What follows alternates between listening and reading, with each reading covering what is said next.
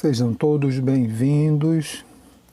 É com muita, mas muita alegria que estamos aqui para mais um momento de divulgação da doutrina espírita na União Espírita Maria de Nazaré. Eu me chamo Lisandro Vasconcelos e hoje vamos conversar um pouco sobre resumo da doutrina de Sócrates e Platão. A referência ao Evangelho segundo o Espiritismo, a introdução do Evangelho segundo o Espiritismo,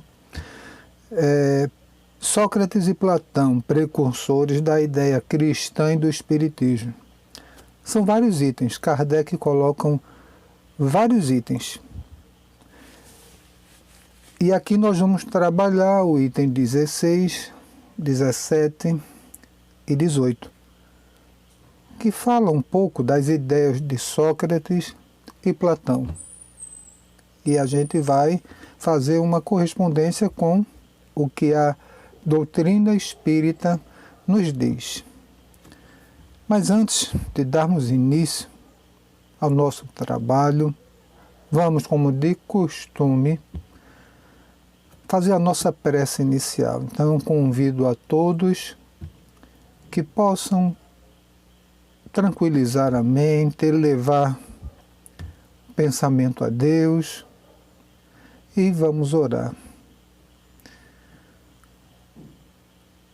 Pai de infinita bondade, te agradecemos, Senhor, por mais esse momento de trabalho na seara espírita. E te rogamos as tuas bênçãos, o teu amparo. Rogamos a presença dos espíritos amigos a nos orientar e guiar sempre em todas as nossas atividades e que assim possamos concluir essa atividade da melhor maneira possível, amparado por Ti, Senhor. Nos envolve na sua vibração de paz e de luz, hoje e sempre. Bem, então, para a gente entender um pouco da doutrina de Sócrates e Platão, a gente precisa ter uma ideia de como se dá a evolução social no planeta. Com certeza, nenhum processo evolutivo, qualquer área que seja, acontece do dia para a noite. É um processo gradativo, como tudo na natureza. A Terra não foi criada de uma vez só. Houve todo um processo para que ela chegasse até o ponto que nós a conhecemos hoje, capaz de nos acolher, permitir nossa morada. E tudo no universo, tudo na natureza é um processo. Com a evolução cultural, social da humanidade, não é diferente. É um processo. Então, as verdadeiras ideias se consolidam gradativamente no seio da cultura de um povo. E por que isso é assim? Porque quando a gente quer empurrar um conhecimento de uma vez só na mente de alguém, não funciona direito. As grandes ideias, as ideias verdadeiras, não aparecem repentinamente. Existem pessoas no meio da sociedade que aos poucos começam a trabalhar as primeiras centelhas dessa ideia, começam a divulgação, as pessoas vão aos poucos se acostumando com isso, e então chega um certo ponto, com a mente um pouco mais aberta e amadurecida, a essência de uma ideia nova pode ser implantada na sociedade. Chegar e colocar uma ideia nova, de uma vez, apresentá-la de uma vez a um povo, não vai dar certo. Vai ser um impacto. A chance de não ser aceitada é grande. Então, por isso, na sabedoria, seguindo o ritmo da natureza, por isso que aqui no nosso planeta, toda evolução social, cultural é gradativa. E podem perceber, de tempos em tempos aparecem pessoas nos mais diversos lugares, das mais diversas culturas, que começam a levantar ideias novas, teorias novas, correntes de pensamentos novas, e aí apresentam à sociedade. Aí há um certo rebuliço. As pessoas às vezes aceitam, outras não. Começam as divergências, os debates e por aí vai. Quando a ideia é falsa, com o tempo ela por si só se destrói. Pode causar algum efeito negativo, pode causar ilusão, mas com o tempo ela se destrói por si só. Agora as verdadeiras prevalecem. Então, quando a sociedade já está conhecendo uma nova linha de pensamento, se familiarizando, então Deus manda uma pessoa que possa realmente trabalhar a essência daquela ideia de forma efetiva, clara e profunda. E assim foi que aconteceu com a ideia cristã.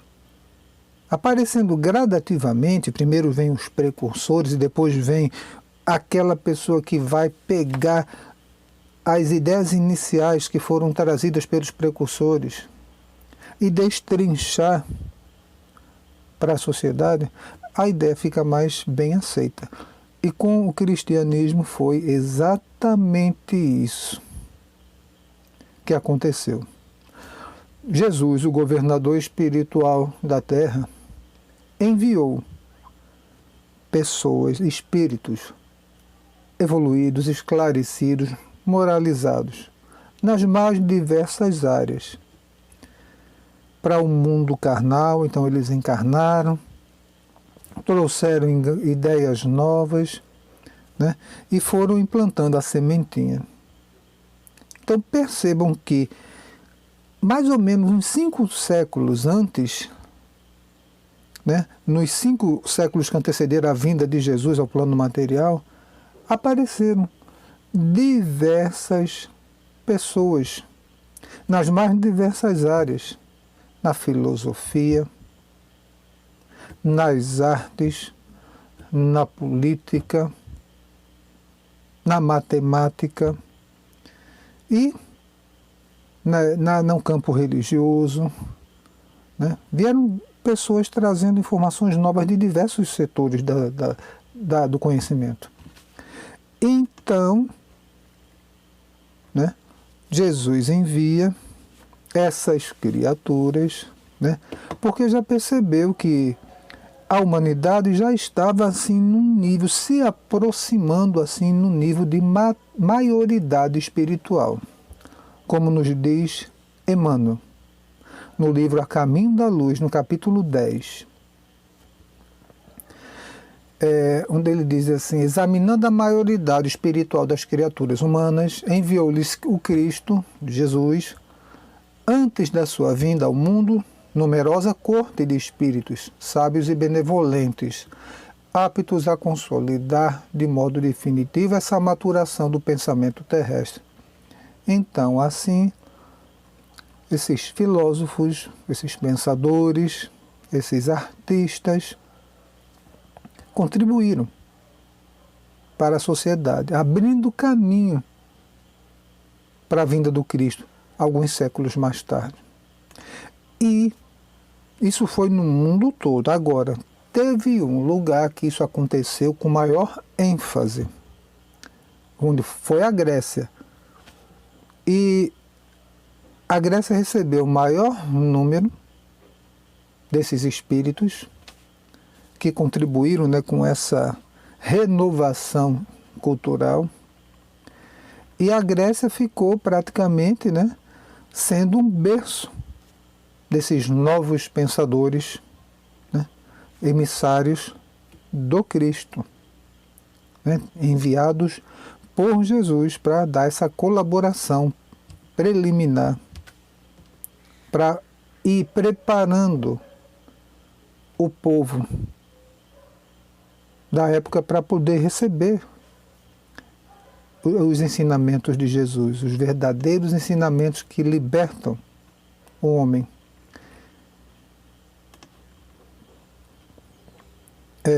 Alguns exemplos desses gregos, né, desses espíritos que encarnaram na Grécia: Ésquilo, Eurípides, Heródoto, Tucídides. Né?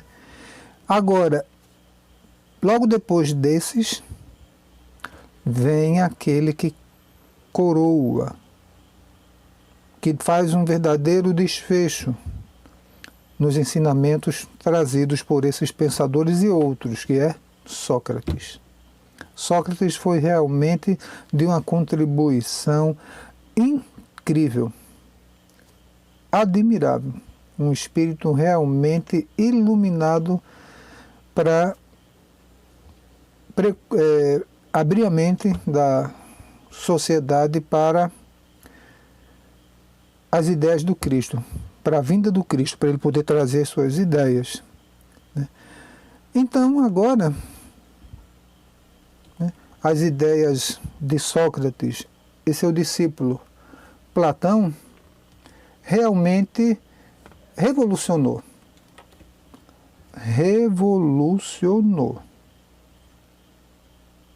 a cultura da humanidade, sem dúvida.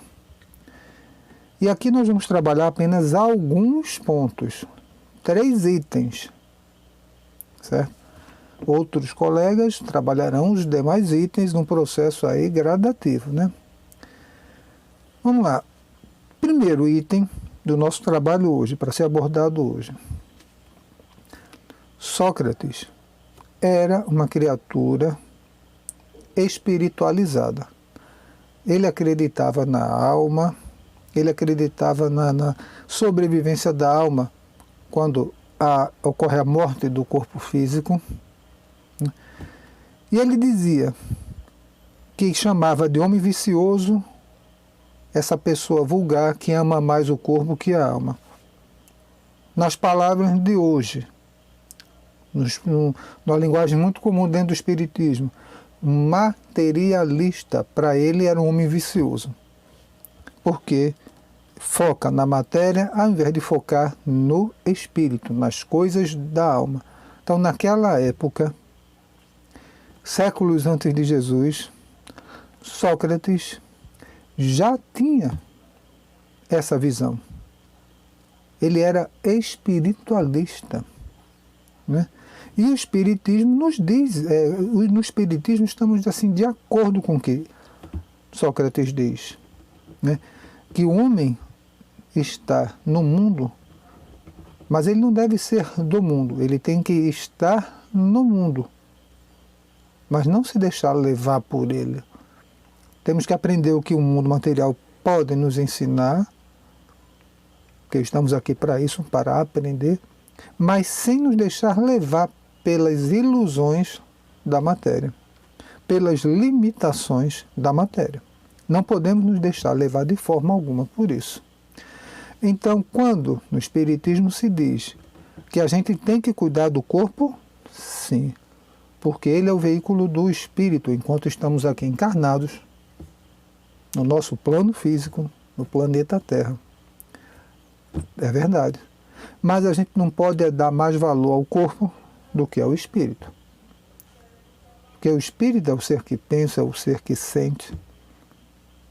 O corpo é só um instrumento de manifestação do espírito no plano físico.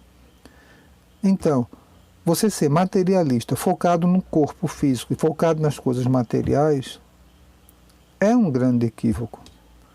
Você está renegando, digamos assim, a sua essência.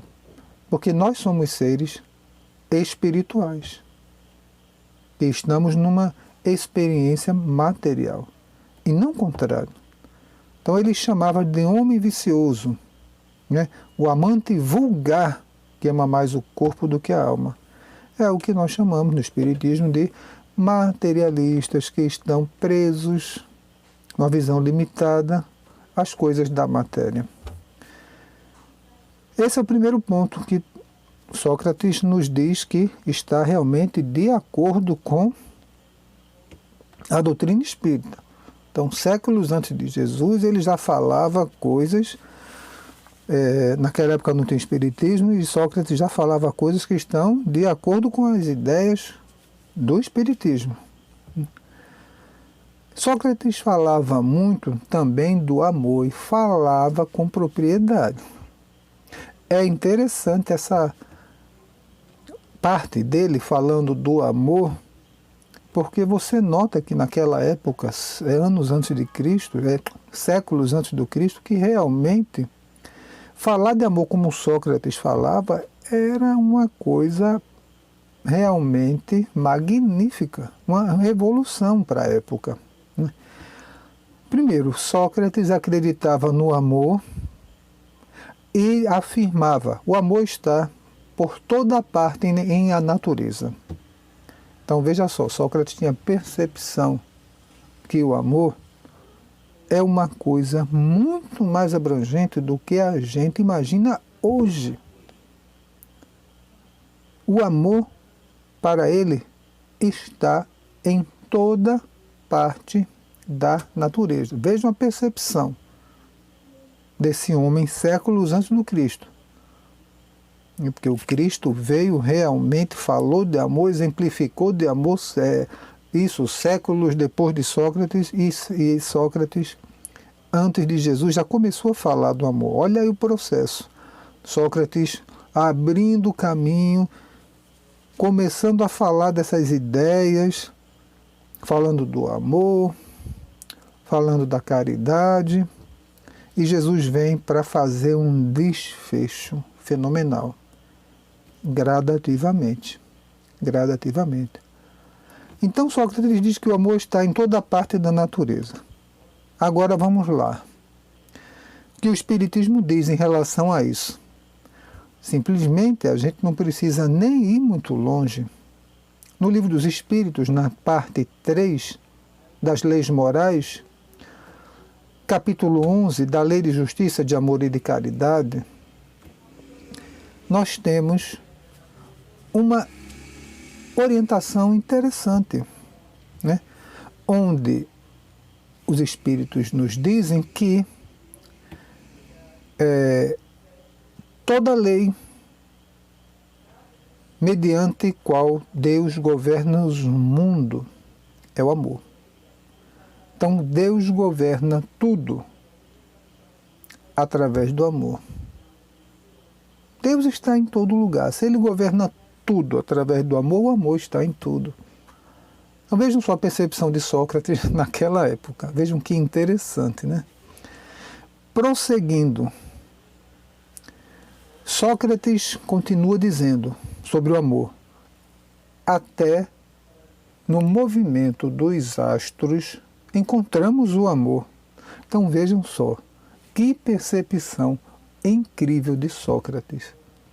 Afirmar isso naquela época dele é uma coisa muito admirável. No movimento dos astros encontramos o amor. Aí a gente pensa, puxa, mas os astros são coisas físicas, são coisas materiais. Como é que pode ter amor dentro da matéria? Como pode ter amor dentro do movimento de objetos materiais? É uma afirmação muito interessante. E aí,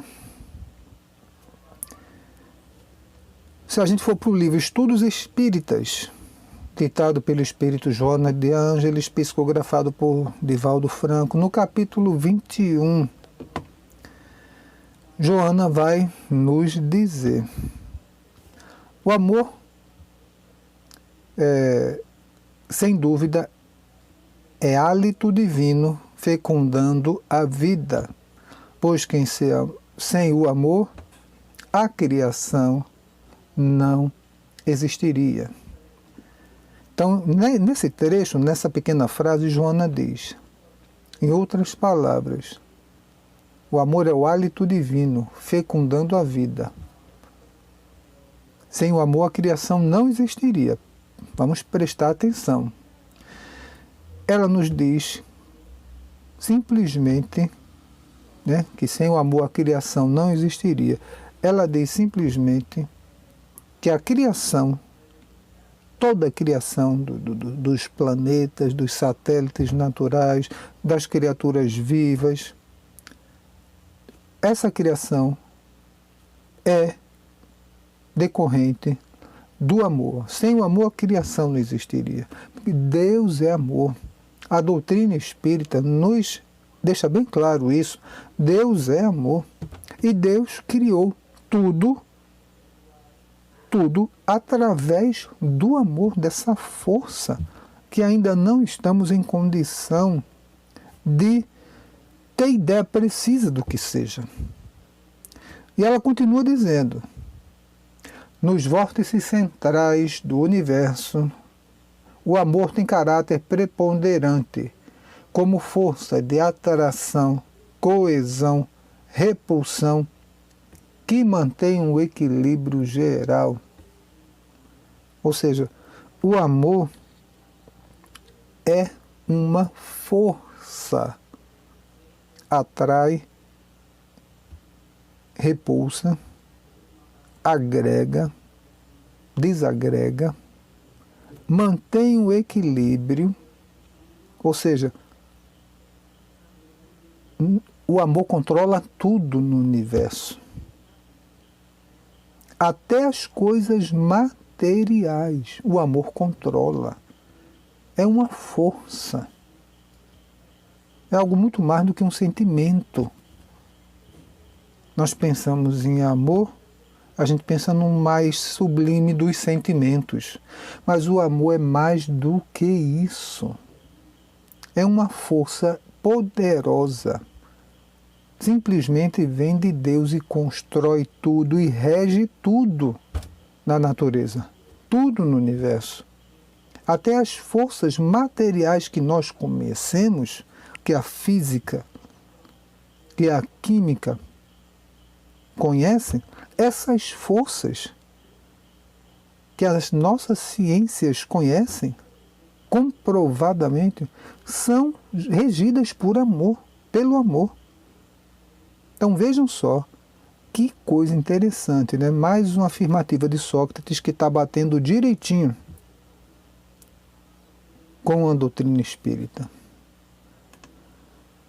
E Sócrates continua falando sobre o amor.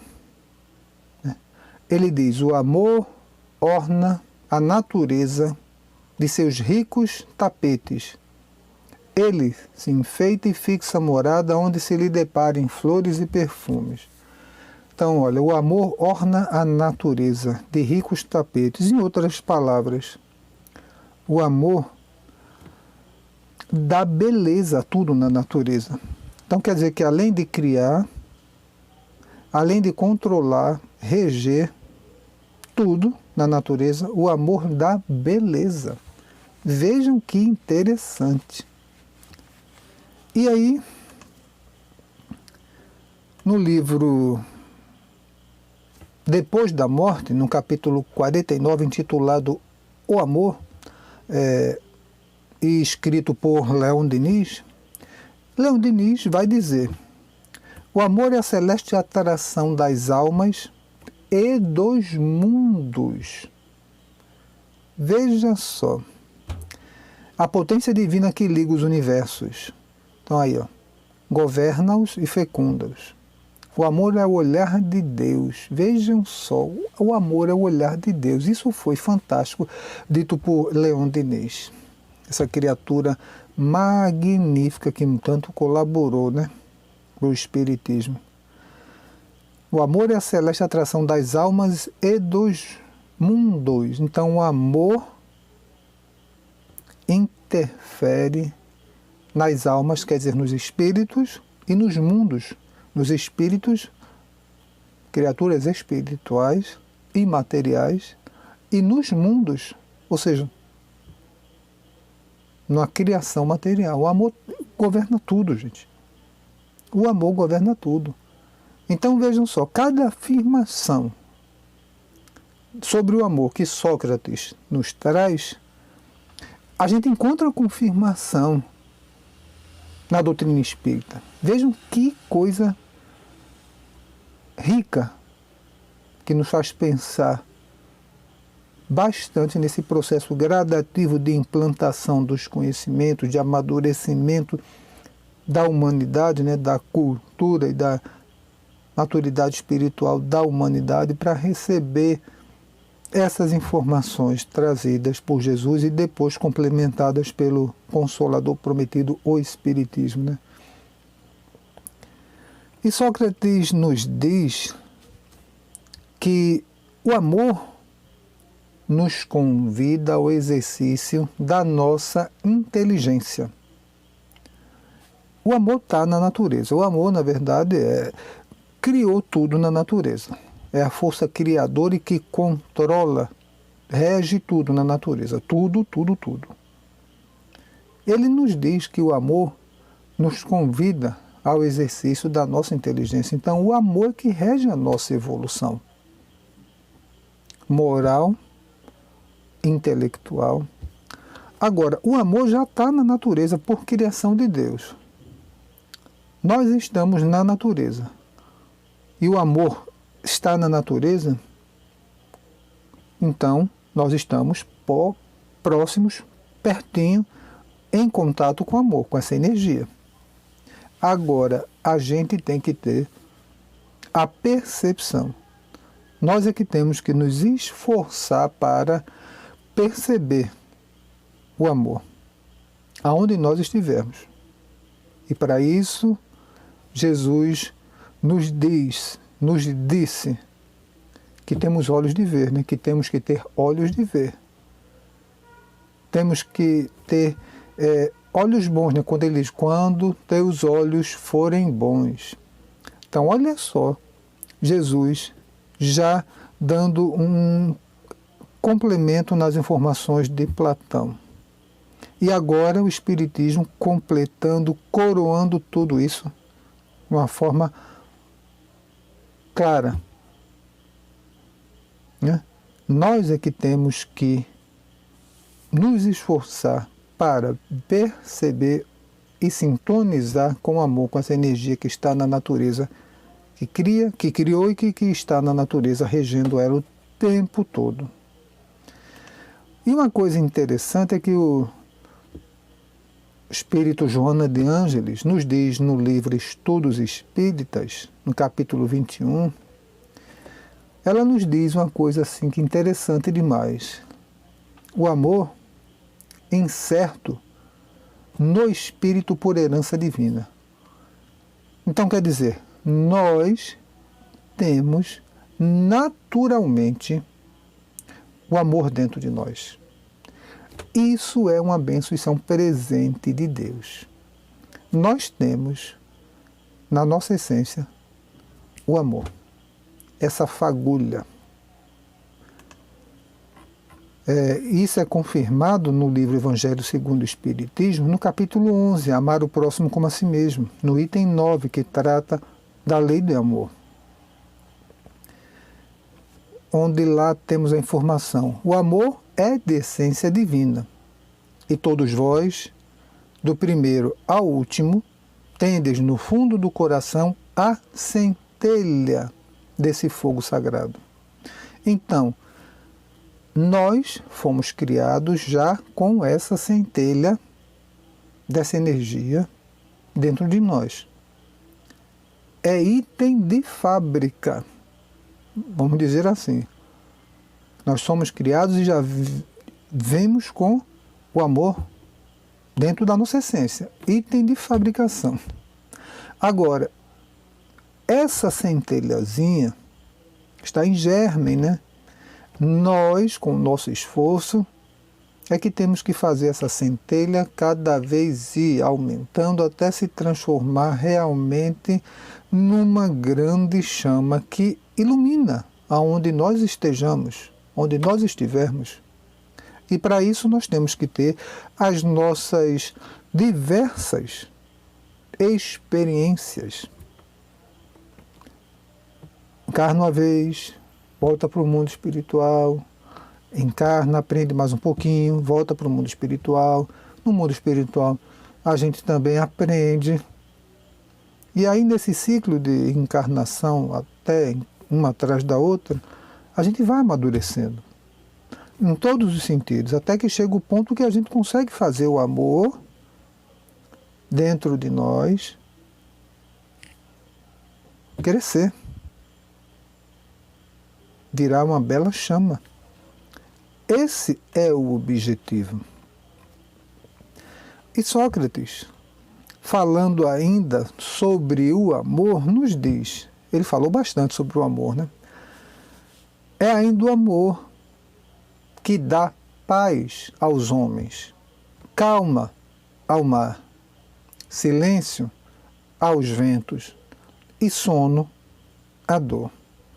Vejam que coisa maravilhosa.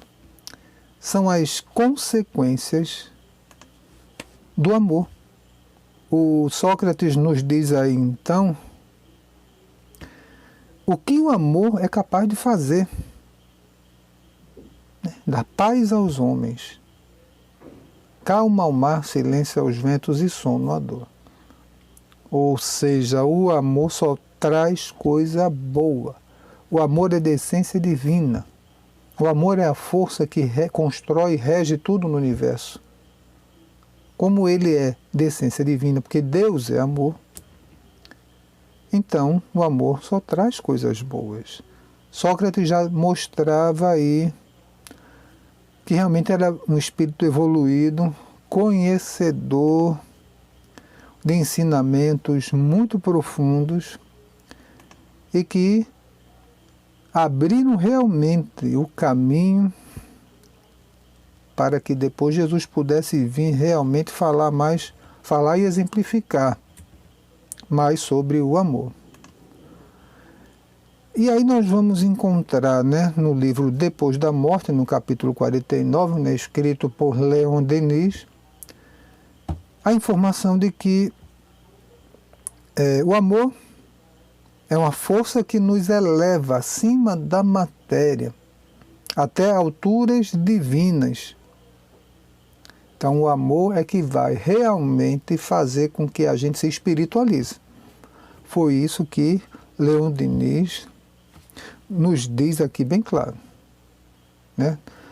O amor nos eleva acima da matéria. Então é o amor que faz com que nós cresçamos, evoluamos em todos os aspectos a ponto de nos espiritualizar, poder nos tornar espíritos puros. Então vejam aí o amor, que é o amor que constrói, é o amor que nos impulsiona para frente, é o amor que nos dá o direcionamento correto nas nossas vidas, em cada atitude. O amor, já no livro Impermanência e Imortalidade, ditado pelo espírito Carlos Pastorino e psicografado por Divaldo Franco, no capítulo 18, Compaixão, Amor e Caridade, ele nos diz que o amor, resumindo assim a ideia do que tem no texto, o amor nos aquieta, o amor aquieta a nossa mente. Ele diz, o amor através do amor, o espírito logra domar a inquietude da mente, submetendo-a aos ditames do sentimento, porque ele ajuda a superar a razão fria, os cálculos dos interesses vis. Ou seja, o amor, quando a gente se abre para o amor, a gente muda o foco da gente. a gente se tranquiliza porque a mente deixa de ficar focada em coisas equivocadas, coisas supérfluas, coisas que só nos fazem perder tempo, coisas que nós achamos que são boas para nós, mas que na verdade não são. São coisas que têm uma aparência de boa, de salutar, mas que são, na verdade, totalmente prejudiciais. O amor nos liberta disso. Então vejam que maravilha, né?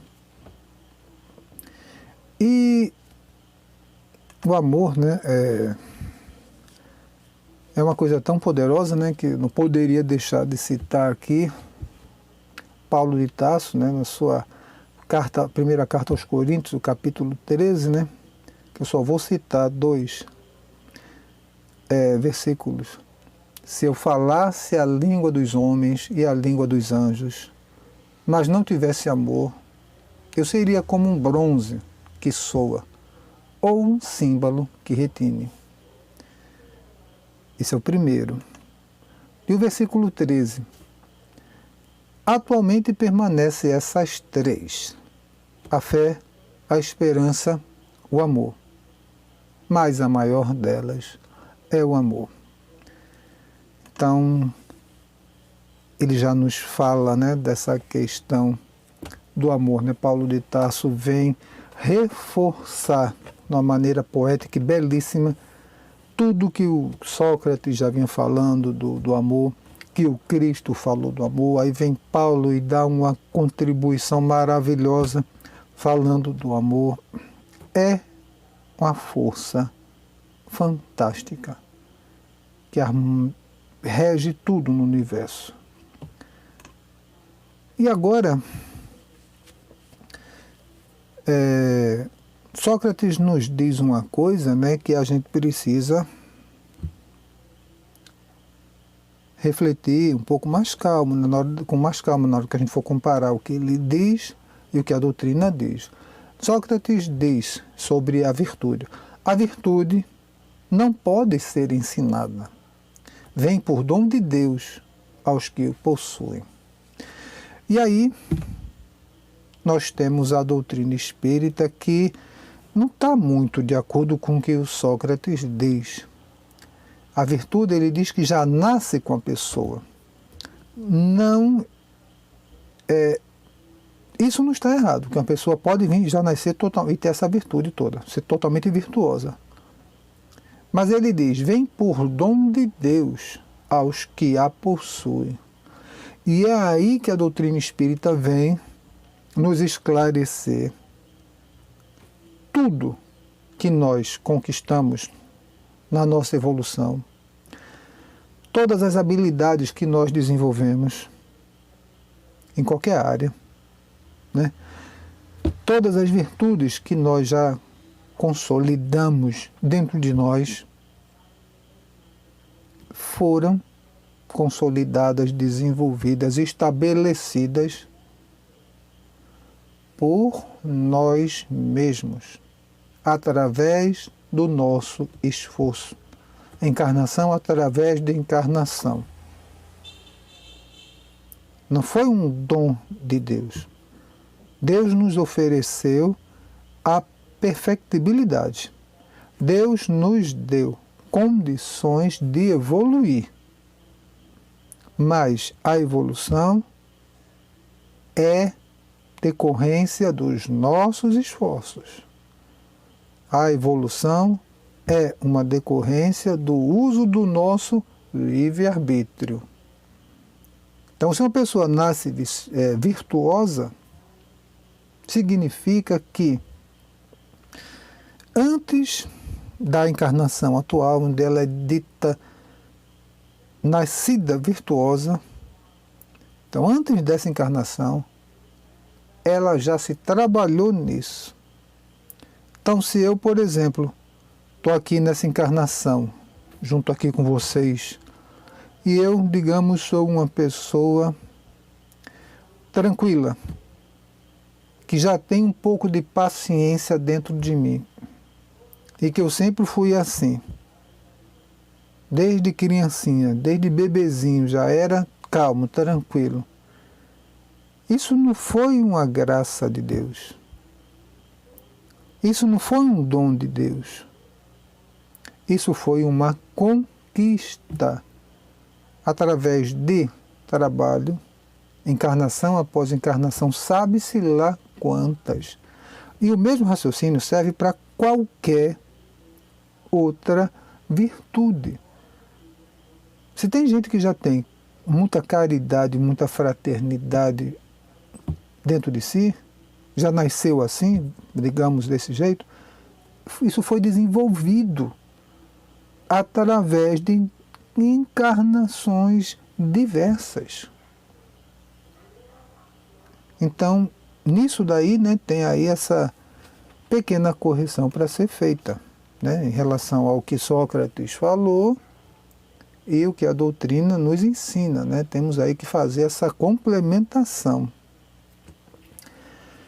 E Sócrates fala também muito interessantemente de uma coisa que, olha, é muito sério, muito sério. Se ele falou isso na época dele, é porque era necessário. E hoje em dia ainda continua sendo necessário. Sócrates diz: é disposição natural em todos nós a de nos apercebermos muito menos dos nossos defeitos do que dos de outrem. Em outras palavras, é muito mais fácil nós ficarmos olhando o defeito do outro do que olhar o nosso próprio defeito. É muito mais fácil a gente ficar tomando conta da vida dos outros do que tomar conta da nossa vida. Numa palavra simples, é assim. E isso é uma afirmação muito séria. Porque Sócrates disse isso séculos antes de Cristo. E Jesus também tocou nesse assunto, quando ele diz lá: porque reparas o argueiro no olho do teu irmão? Né? Vejam só, essa pergunta feita por Jesus é clara e ainda é oportuna nos tempos de hoje, mais de 2000 anos depois da encarnação de Jesus. Nós ainda temos a facilidade de ficar fixando, focando no defeito dos outros e esquecer de nós mesmos. Né? Nós sempre vamos ver pessoas cometendo erros. A Terra é um mundo imperfeito. É um mundo que nós sabemos, né, de provas e expiações. É um mundo imperfeito, cheio de pessoas em evolução, mas que são imperfeitas. E pessoas imperfeitas cometem erros. Então, eu vou cometer erro. Todos nós vamos cometer erros ainda. Agora, o que faz a diferença é o esforço que a gente faz para cada vez cometer menos erros. E a questão aí, né, onde nós temos o ensinamento, né, não julgueis para não serdes julgados, né? Mas aí, poxa, como é olho, nós vamos olhar o erro do outro, a gente não vai poder olhar? Não, não é bem assim. O que Jesus quis dizer é que a autoridade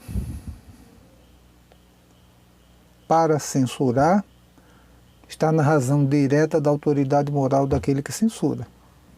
Ou seja, eu tenho moral para censurar o erro do próximo, o erro que eu estou vendo no meu próximo. Porque se o erro existe, a gente não pode dizer que ele não existe, não pode fechar os olhos. A gente tem que ver as coisas como elas são, né? Mas sempre numa ótica positiva, de fraternidade, de não condenar, de abolir todo e qualquer possibilidade de condenação sem existir segunda chance. Não, nada disso. A gente apenas tem que se perguntar.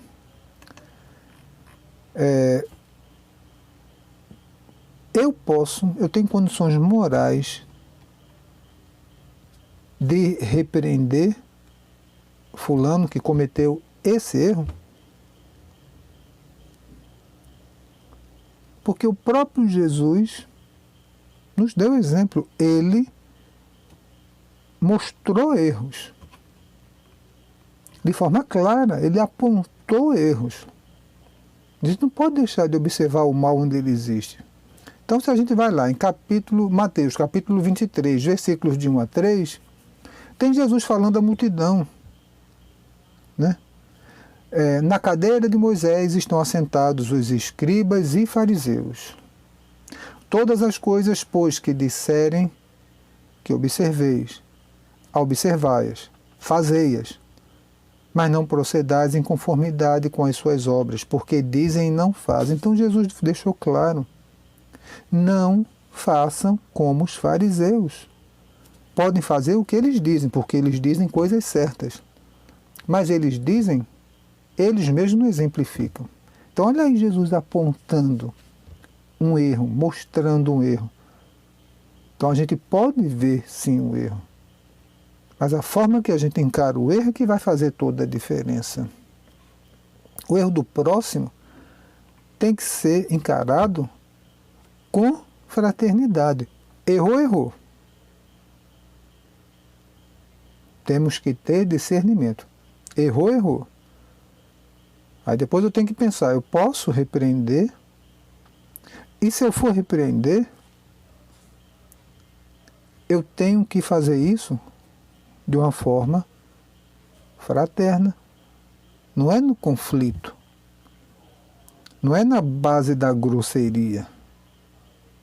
Né? A gente tem que pensar, agir, fazer um exercício de empatia, se colocar no lugar do que nosso próximo que errou.